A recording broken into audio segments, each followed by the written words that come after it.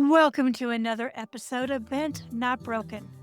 Heartbreak and trauma may feel like the end of your story, but here it's the beginning of a bold new chapter. I'm your host, Coach Deborah Griffiths, and this is the space where women rise, rebuild, and rediscover their purpose. Remember this truth: you are bent, not broken.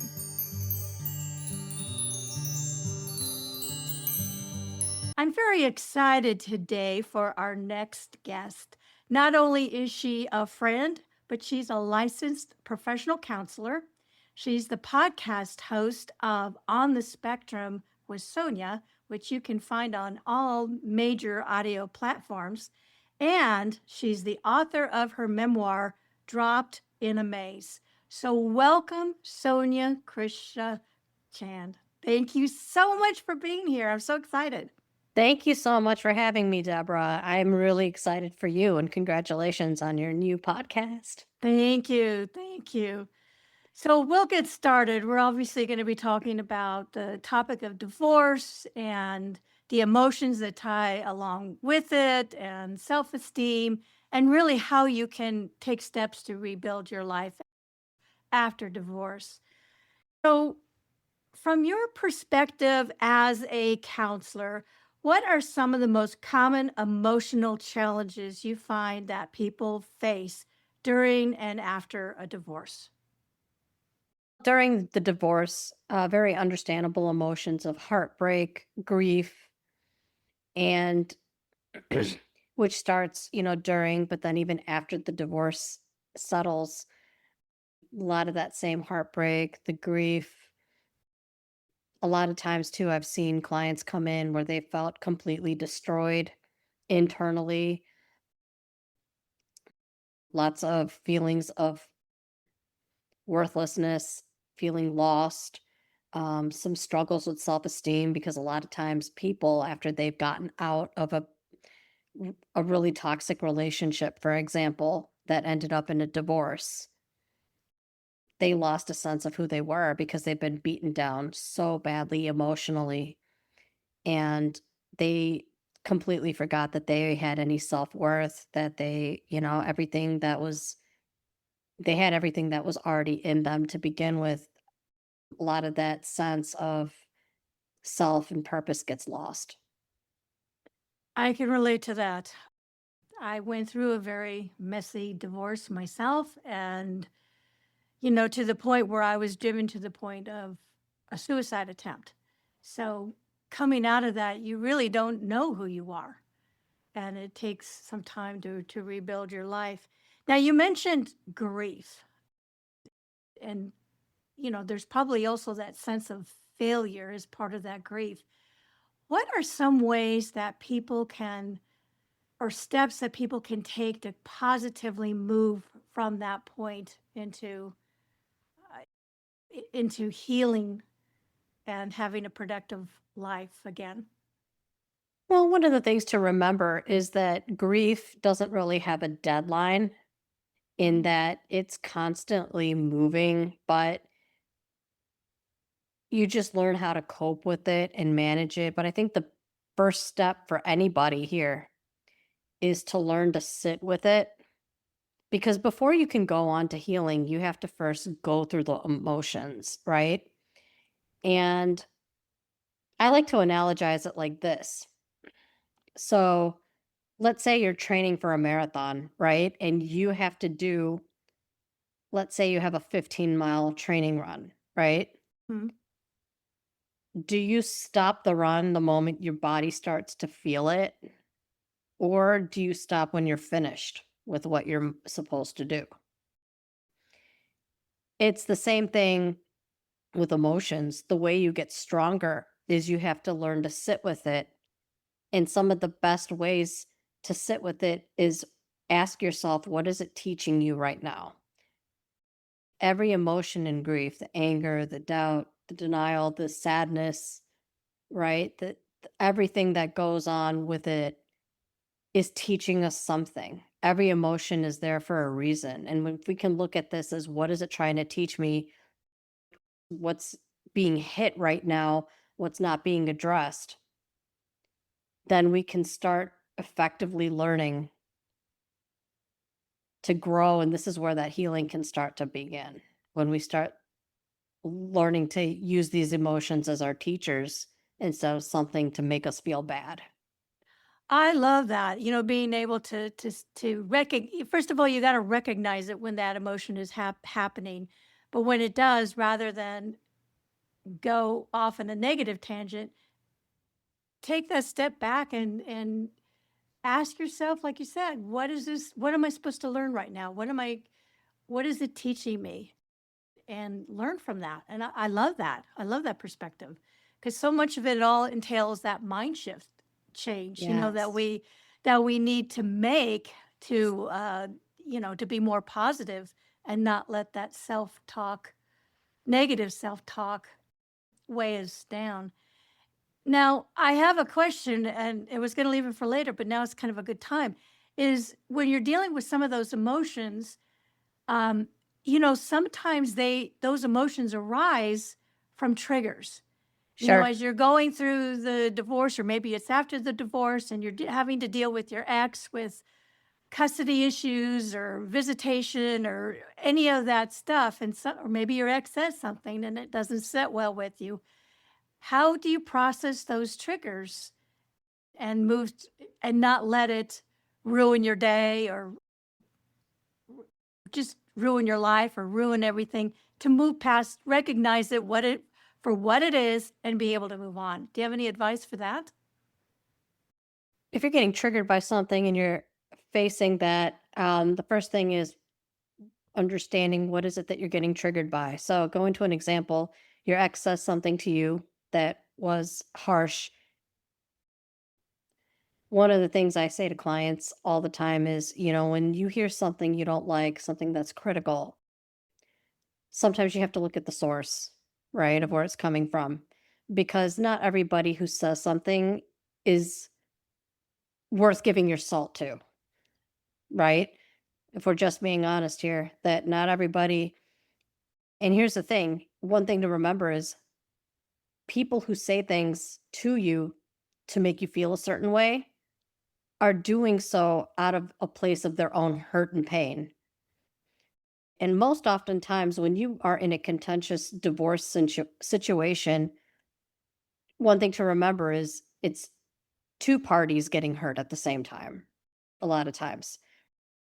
Even if that partner was toxic, that partner who is even toxic is hurt because the ego got blown, Yes. right? And they don't Hmm. know how to handle the fact that their ego was shattered because somebody got up and said, no more, and I'm out. Right. That's the Right. last thing a toxic person wants, is to lose that kind of control and to lose their ego. Right. And then the other person on the other side, you know what? If you're getting triggered by something, also one thing is just to remember this as well, is just if it's affecting you, right? Also, where does this really truly deeply stem from as well, Mhm. right? Because a lot of times, one thing you'll find is when you look at people and their relationship patterns, it's emulated by what they saw in their own family structure growing up, family of origin. And a lot of times, what you'll find is a person who has any unfinished business, what we call unfinished business, with a parent that they didn't get. Perhaps it was a parent whom they never could get along with, and perhaps something happened and they never got that closure, Mhm. right? Mm. Or if it's someone who had a very hypercritical parent, right? It's not uncommon for people to, for example, I hear this from people all the time. Oh, Sonia, I dated this guy who used me and always made me feel like I was never good enough. And when you actually go and you peel back the layers, it's not surprising I'd hear they grew up in families where they had parents who made them feel like they were never good enough. They always felt like they had to live up to something. And so it, so it just all plays out. And if you can realize where this comes from, right? And do that work. And this is where therapy is so important in helping deal with these emotions. Because truth of the matter is, even if you do get triggered by something, the feeling, that whole feeling of I need to feel good right away, Mhm. right? Mhm. It's not going to come as quickly unless you've done some work and you have learned some tools that you can use to be like, okay, this is where it's coming from. I'm going to learn not to, now I know, the source of it. I can then it's easier to compartmentalize.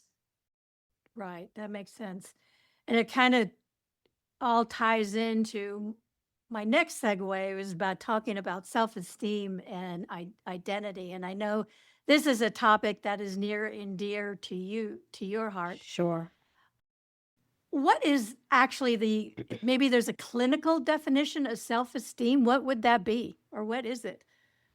So, self esteem is basically the definition of that is how do you feel about yourself throughout, right? And people with healthy self esteem, it's not that they think they're better than everybody else or they feel, like, they're infallible, right? It's not that at all. What healthy self esteem is you accept what your strengths are, you accept your weaknesses, you continue to be teachable, you continue to work on yourself. People with healthy self esteem will take care of themselves more, right? So they'll go to the gym, they'll, go for exercising, they will eat well, they appear well. People with healthy self esteem understand that, even when things get rough, that they're not going to become their own worst enemy and automatically start hating themselves, right? Right. Self-esteem is how you feel about yourself throughout. And there are going to be times when self-esteem can be challenging, right? And it's so easy to forget who you are as a person, forget that your self-worth has always been with you because it's innate. It starts from the day you're born. That and a lot of people, it's so easy to get lost in that and forget who you are, forget those things. It's, and it's doubly difficult when perhaps maybe, when you've been in a relationship and you thought that this is the closest thing you've ever felt to being loved before, or Mm.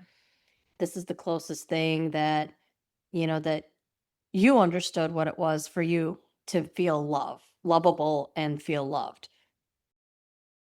And a lot of that could Worthy, be, even feel yeah, worthy. yes, yes, and even feel worthy, and so when that gets taken from you, Mhm. right, it's really easy to have that all dropped. And I think so many, and I'm going to speak from a woman's perspective because I know I found this too for me, is, when we're married, we identify ourselves as a wife, as a mother, as maybe we're in the workforce, maybe we're involved with PTA. We somehow lose our sense of who we are. So when you go through a divorce, what are some of the steps you can take to rebuild and figure out your own identity and rebuild your own identity? So one of the things that I encourage people to do, and I work with clients on this, is I do self-esteem exercises with clients where we go through and we work on what are things about you, right, that Mhm. you're good at? What are things about you that you enjoy? What are things about you that make you who you are? Because truth of the matter is, if you've always been, let's say you've been a good cook, right? Mhm. Just because Mhm. you get divorced doesn't mean you stop being a good cook. If Right. you're a mom, that doesn't mean you stop being a mom the moment you get divorced. If you're funny, that doesn't mean you stop being funny the moment you get divorced. You're still Right. Right. going to Right. be, Right. that, right? Yeah. Like Yeah. it's still there. Everything you need is still there. The only thing that changed really was a title from going from now Mrs. to Miss. That's the only thing that would change. It's just the initials before your name. I like that. And hopefully women out there can identify that and remember. That's a key takeaway, I think. I wish I had thought about that back in the day when I went through my divorce. I love that. So, what role does self talk and negative self talk play in part of the healing process from moving from a divorce, and now you're working on becoming a single person? And how does that self talk, what kind of self talk do we need to encourage ourselves to be whole again? The way we talk to ourselves is huge, and it's crucial in how it makes us feel about ourselves, how it affects our moods. And if we're being our own critic constantly, right? It's no surprise then that we start feeling depressed, we feel anxious, we start hating ourselves, right? Because we're feeding ourselves that the message from the bully, right? Yeah. Yeah. And one of the things is, if this is a rule of thumb that I've always said to clients, as I said, let's say you were to say the same thing to a friend of yours, right? If you said what you said to yourself to a friend, would that person still be your friend anymore? Or do you think that person will be like, screw you, goodbye, The right? latter, the latter. Yep. Yes. And if it's not okay for you to say this to somebody else, it should not be okay for you to tell yourself those same messages too, That's a right? great point. Love that. Yep, Yeah. I agree. And one of the ways we can start is affirmations is so powerful, right? And even if you don't feel like it, and at first it might feel weird, especially if you've always been a person who struggled with self esteem. Now, the reason self esteem is such a big topic for me is I've had a love hate relationship with myself my whole life. Okay. And I feel like I've had to learn a lot on how to love myself and be my own friend and accept me for who I am, even in the midst of not having that kind of support, right, from others. I Mm. had to learn how to do this kind of on my own. And I describe this so well in my book as well, just that journey, what it took, and do I still struggle at times? I'm not going to lie. I'm on the autism spectrum. I have bouts of depression that sometimes get heavy. Sometimes the voices get loud, right? Like when we say, that critic voice, if you will. I get anxiety too. But, at the same time, it's one of those things, that, I had to learn when I first started doing affirmations. I had to get up. I started practicing this in front of a mirror, Mm. where it started with, you know what, I'm a sexy diva. I used to say this, I started telling myself this back when I was in law school. And it felt very weird at first. Of course, that critic side, those side of me were like, "Oh no, Sonia, what are you talking about? Everybody else called you ugly your whole freaking life. No, you're not. Shut up already." But I had to actually drown it out. I kept doing it. And if something doesn't feel comfortable the first time, it just means you need to practice it. So Mm. it just feels like, okay, so I had to just keep doing it. And one of the things I like to do now is, before I start my day, sometimes I'll say, I pretend that I know this is gonna sound really embarrassing, but at the same time, I pretend that there's a cute guy telling me this, okay? So I'll say, "Oh, you know what, Sonia? You're doing amazing. I love you. I'm here for you. I'm cheering for you. Let's go start our day." Right? Like I tell myself that, pretending there's a cute guy that would tell me that. God, okay, but No, I mean, whatever it takes, I guess, and and I think we're created with imaginations and stuff. So, whatever it takes to inspire us. And I like that, and that's probably something I need to do work more on myself is doing those affirmations. And you're right, I've tried to do it before. I've tried to stick the post-it notes on the mirror that says, I am enough, and saying it, but it does feel weird. And how many times do you have to say it before it starts resonating? I guess it depends on the person. It depends, and you know what? Who said there had to be a time limit to it, right? True, very true. If you wanted to say that to yourself every day for the rest of your natural living life, do so. I mean, there's nothing wrong with that. But I feel like, the more you feed your brain the messages, the more that you keep practicing with affirmations and that positive self-talk and, being that person for you, eventually your brain is going to adapt, right? Because that's Mhm. kind of goes into the neuroplasticity that our brains Okay. are always changing and that like when we talk about like cognitive behavioral therapy, right? You change first behaviors to change your thoughts to get the radical mood change, right? This is kind of what we're doing is creating a new pathway in our brain. Yes. Is there any science as to how long it takes to create that new pathway in our brain? I mean, is where it just depends on the person and Well, I know that every time we learn something new, our brains automatically regenerate a new pathway. And that oh, starts okay. from when we're, you know, in our infancy, right? And growing up, an example I can think of is like learning to read, right? When we start learning to read, right? Our brains create a new pathway and it gets stronger each time that you reinforce it. That's when that pathway gets more solidified. Okay. So when, first you start reading, you start sounding out letters, sounding out the words, then you read a sentence out loud. And then later stages would be that you read to comprehend and understand points of view, things like that. So, I mean, So that's your like an brain's a example I could muscle, think of. you gotta keep working. Yes. And every time that you learn something, that's when your brain creates that new pathway. Okay, interesting. I love that. I love that. How important do you feel is professional support, such as therapy, coaching, group support for, in the healing process? And when should someone seek it out?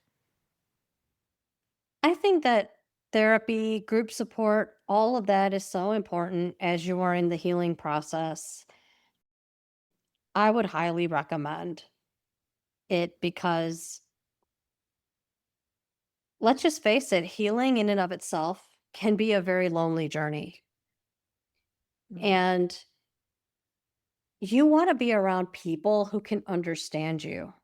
And the more that you're around like minded people that you can bounce ideas from, or just have that person who can listen to you objectively and help you process through your feelings and help you work through areas where you may be caught, in what seems like quicksand, right? Mhm. I Yeah. think that the better it is for you because it doesn't have to be a lonely experience that way, right? I think the more you find connection, right? I mean, everything is better when there's connection involved, I feel. Like they say, like when you look at things like, for example, addiction, when they say there's a reason they say the opposite of addiction is not sobriety, but connection, right? Because you want to be around those kinds of people who've been on that similar journey and who could be there for you the moment you do feel, oh, maybe I do want to use again. I do want to do this. I feel so horrible. Maybe I do want to have that drink. You wanna be around those people that will get it and who get you, and then you guys can help support each other through that, right? No, and that makes a So lot of sense because so often you said about the journey being lonely. A lot of times we create that island, because we think we're the only ones experiencing that divorce or that addiction or whatever it is. I like that about the connection, especially with like-minded people, because then you're not alone. You're not somebody else does understand and can help you realize you're not alone in this. absolutely, and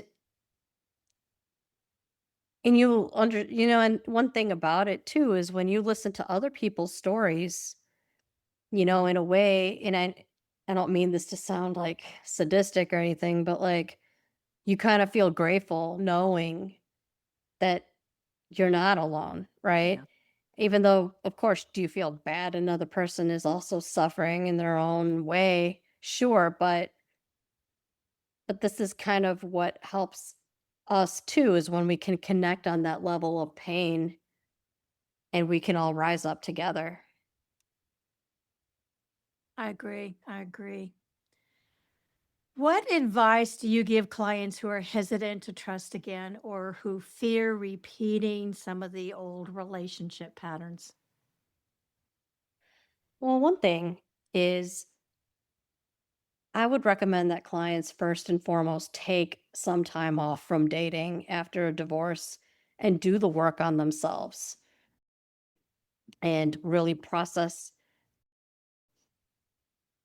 the feelings that come along with the ending of the relationship, the grief, go through the emotions, the sadness, rediscover who they are, and then also take time to kind of process the relationship in and of itself as well. And that, like, what was it when you look back? Were there potential red flags that you may have Mm. missed? Were, what did you learn from the relationship? What did you tolerate now going into your next relationship that you may not tolerate? Things like that, making sure that you are once you have a better idea of those things about yourself in terms of moving past the feelings, working on yourself, working through the relationship, learning and getting through that, then you know what, if you when you are ready to put yourself back out there, doing it, right? And just because you had a bad experience and you went through something doesn't necessarily mean that you're automatically going to repeat the pattern, especially if you've done the work on yourself to learn from the experience and you've done the work to uh, build yourself back up again. No, I would agree. I think I would add one more thing too Mhm. is making sure you know your boundaries. You know what's Yes, acceptable to you and what's not acceptable because I know in my experience I I wasn't clear on my boundaries and they got squashed. And I know better now. So that's a lesson that I had to learn the hard way. But sure. and that's okay. But I think boundaries, having boundaries, whether it's a dating relationship or a parent-child relationship or a friendship, we all need those boundaries. We really do. And one thing to remember while we are on that subject of boundaries is anybody who doesn't respect the fact you have boundaries doesn't respect you. Good point. Yeah, and that's it. Now, if you called someone out and you said, "Hey, please don't do this again," and they continue to repeatedly violate your boundaries, that's a clear indication that they don't care about you. Right. I would agree. I would agree. Thank you for that. If you could give one key message of hope to someone listening right now who feels broken after divorce, what would it be? You may feel broken, but that does not mean that you are broken. It may feel that way, but please remember that you are not a broken person. You are a person who's on the rise. You are a person who's going to rise above. You'll overcome this. This is just choppy waters right now, but you will get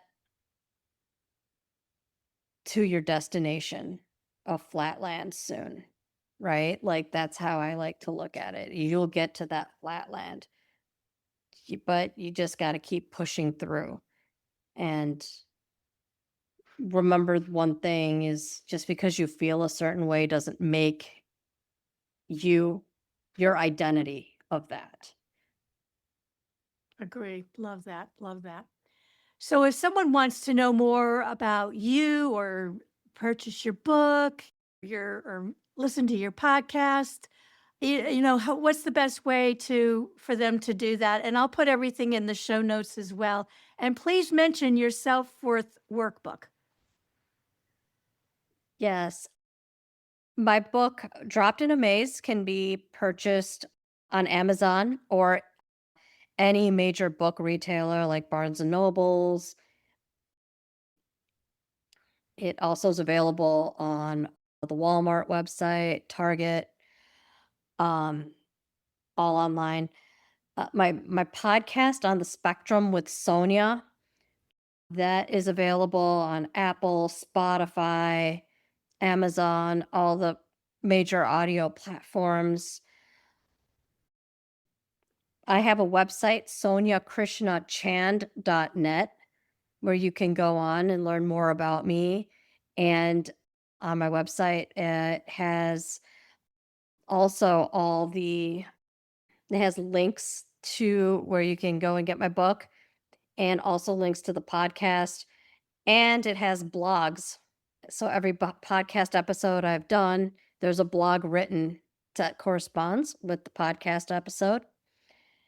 And then I like to use self-esteem workbooks with clients. The latest one, I I will have to send it actually Okay, to that's you, that's Deborah. fine. That's fine. But it's but I have done with my clients this, and they have all benefited out of it. But it's one where there are exercises involved. There is also challenging your thoughts. It's just very comprehensive in things and ways to help you improve your self-esteem, help you feel better about who you are as a person. And, and one thing, if I could just really drive this one home, is your relationship status does not make you any more or less of a person. A person is a person regardless. And at the end of the day, I feel like our society, we put so much emphasis on marriage. We put so much emphasis on, a woman being worthy if she has kids, right? Like, Mhm. this is kind of what I've experienced, especially in the culture I grew up in, being of Indian descent. It's all about being married, all about having the family. If you're my age, now I'm not married, don't have any kids, none of that, and I'm a 43-year-old woman. Believe me, people look at me like I'm a murderer. Let's just be honest here. Oh, They wow. really do. I'm like, because of that, right? Because it's so ingrained that your worth is only with your marriage. Your worth is if you check boxes. Your worth is only if you do XYZ, right? But truth of the matter is your worth is not dependent on any of those things. Your worth is already in you. And so next time you start to feel bad, you start to feel worthless, you start to feel broken, you start to feel like, "Oh my god, what's wrong with me?" Just remember this. You're bright, you're beautiful, you're worthy. All of these things, all the goodness, you already have it in you regardless. I love that. Thank you, Sonia, so much for coming on the show and sharing your expertise and and your knowledge. It's been a fantastic discussion. So I Thank you. really Thank you so much. appreciate it. Thank you. Thank you for listening to today's episode of Bent Not Broken. I hope that this episode reminded you that even through life's toughest moments, you are bent, not broken. If this message inspired you, please share, rate, review, and subscribe, as it helps us reach more women who are ready to rise and rebuild. And until next time, keep living bold and walking in your purpose.